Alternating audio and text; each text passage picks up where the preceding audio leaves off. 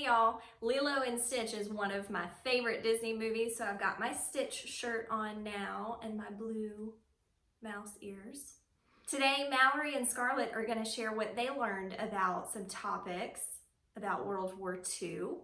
Yesterday, we left off in 1938 with Hitler taking over the Sudetenland. Remember, that's modern-day Czechoslovakia.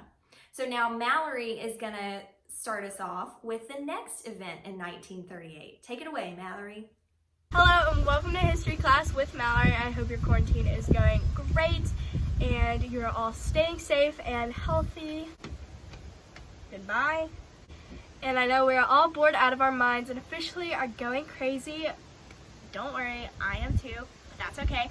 That is besides the point. So today I'm going to be talking about Kristallnacht, or the Night of Broken Glass, 1938. So I have 5 points under this topic, which are: what was it, why did it happen, when did it happen, how did it end, and why does it have the name The Night of Broken Glass? So that's what I'm going to be talking about today. So the first point is, what was Kristallnacht? Kristallnacht was an event where Nazis in Germany came together and they basically destroyed a bunch of the Jewish people's things. Like, they torched a bunch of synagogues, which were places where Jewish people came together for worship and stuff like that. They also vandalized Jewish homes, schools, and businesses, and almost 100 Jewish people were killed in Kristallnacht. So the second point is, when did it occur? Kristallnacht occurred on November 9th through November 10th of 1938, and basically all of that vandalism and torching of synagogues took place from November 9th and continued on to November 10th. The third point is, why did Kristallnacht happen? So Herschel Grynszpan was a Polish Jewish student, and he shot and killed the German diplomat. A diplomat is an ambassador or an official representing a country, and this diplomat was Ernst von Rath, I think is how you say that. So on November 9th, 1938, the news reached Adolf Hitler, and he was not happy about this.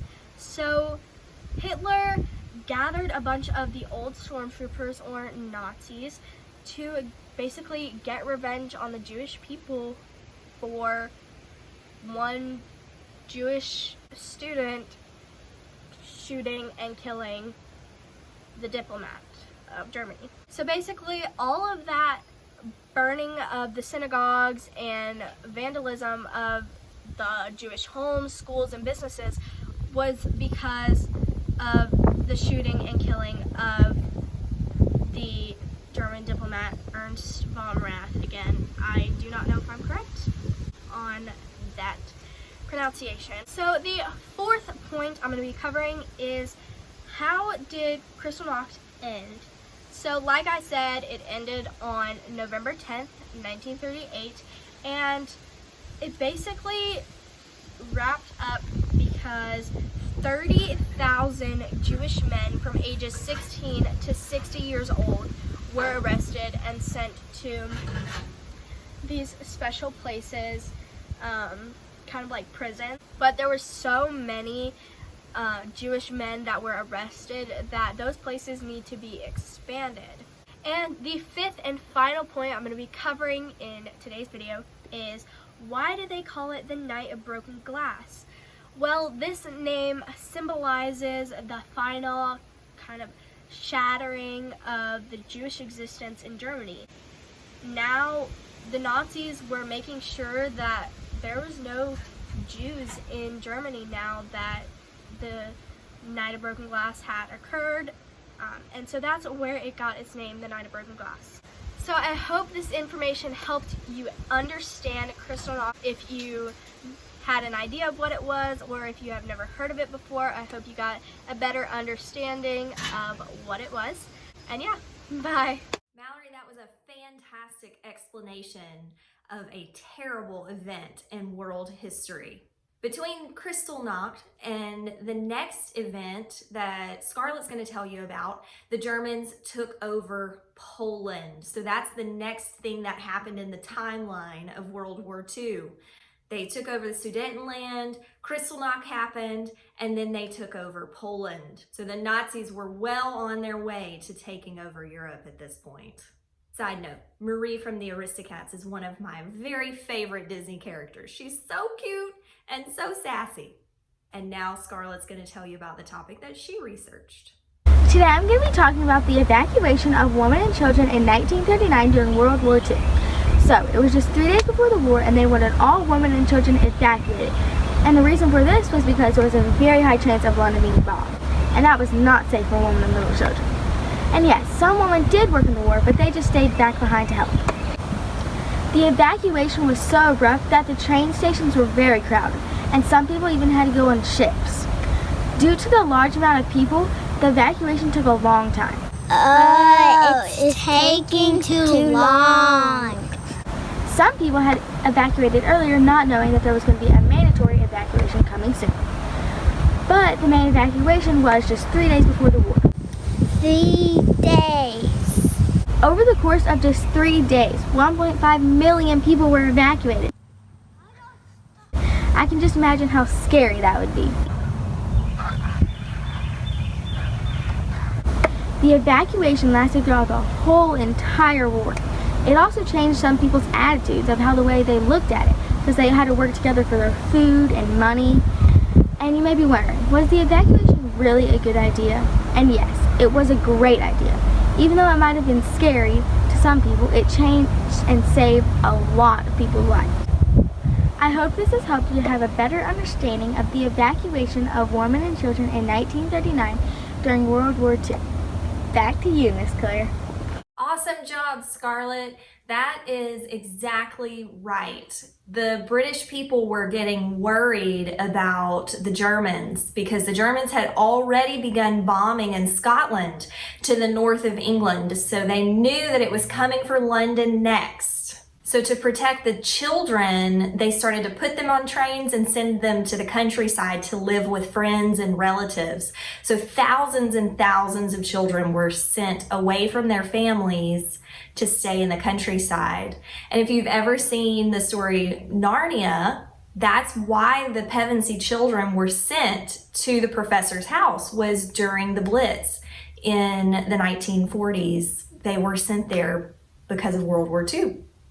And Mallory was an overachiever and wanted to do 2 videos, so here is her second one.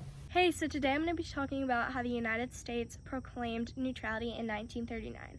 So on November 4th, 1939, the United States passed one of the many neutrality acts of World War II. This was the last act that was passed, and it was passed to stop Americans from trading with the other nations who were at war. And this was because the United States wanted to stay neutral. They wanted nothing to do with the war because of their experience in World War I, where they had gotten pulled into the war from trading goods with their allies and giving them loans and everything. So they didn't want this to happen again in World War II. So they passed this Neutrality Act, which stopped the Americans from sending goods to their allies, and that stopped the American ships for transporting goods to their allies and other nations who were at war. So this basically meant that the United States wanted to stay out of World War II, and they did not want any chance of getting pulled into World War II like they had been pulled into World War I, and they wanted to stop any chance. So these neutrality acts were passed, like I said, to keep the United States neutral and out of the war because they did not want to fight again like they were forced to fight in World War I. So this act was passed to stop any chances of repeating the incident that happened in World War I. So that is all I have for y'all today. And just remember that neutrality acts were to keep the United States neutral. So yeah, bye. That was great, Mallory. Good job. Yeah, so at this point, the United States was still neutral. They made an official declaration that they were going to remain neutral. They didn't want to get involved. Remember, they were still fighting to get out of the Great Depression, so the American people just couldn't take any more hardship. They couldn't take the thought of another war, and especially one that really didn't affect them at that point. Yes, Hitler was taking over Europe, and yes, he was doing awful things, but it didn't really affect Americans, or so they thought, so they just stayed neutral at that point. So my shirt is pretty appropriate for American neutrality. They said, Hakuna Matata, no worries for us, just for the people in Europe. And tomorrow, Kale is going to tell you about what happened next in Europe.